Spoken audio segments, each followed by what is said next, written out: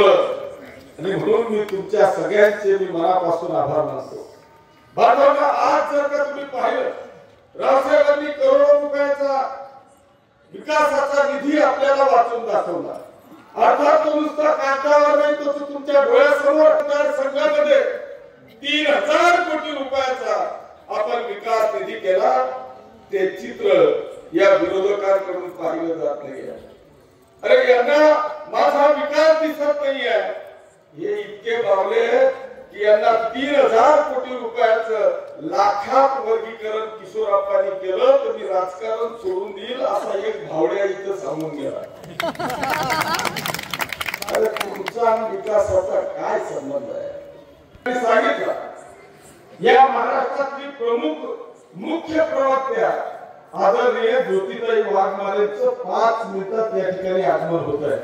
मला इथून भडगावची शेवटची सभा घ्यायची आहे, त्याच्यामुळे मी जास्त वेळ घेणार नाही। परंतु बांधवांनो, या महाराष्ट्राच्या लाडक्या मुख्यमंत्र्यांच्या आधी मी फक्त एक पिक्चर पाहिलेला होता, तो म्हणजे नायक नावाचा। तो अनिल कपूरचा तू पाहिला होता एक दिवसाचा मुख्यमंत्री?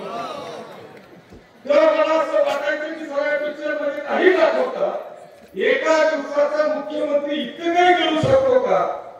पण बांधवांनो, या 2.5 वर्षामध्ये जे चित्र मी पाहिलं ते चित्र खऱ्या अर्थाने हे सांगून गेलं की तो फक्त नायक होता, पण खरा महाराष्ट्राचा महानायक हा एकनाथ शिंदे साहेबांच्या रूपाने मला पाहायला मिळाला। या 2.5 वर्षाच्या इतिहासामध्ये मागचा 50 वर्षाचा इतिहास आपण तपासा आणि या 2.5 वर्षाचा इतिहास तुम्ही बघा। हे सांगतात ना की तुम्ही 2.5 वर्षामध्ये काय केलं? अरे या महाराष्ट्राच्या आमच्या माता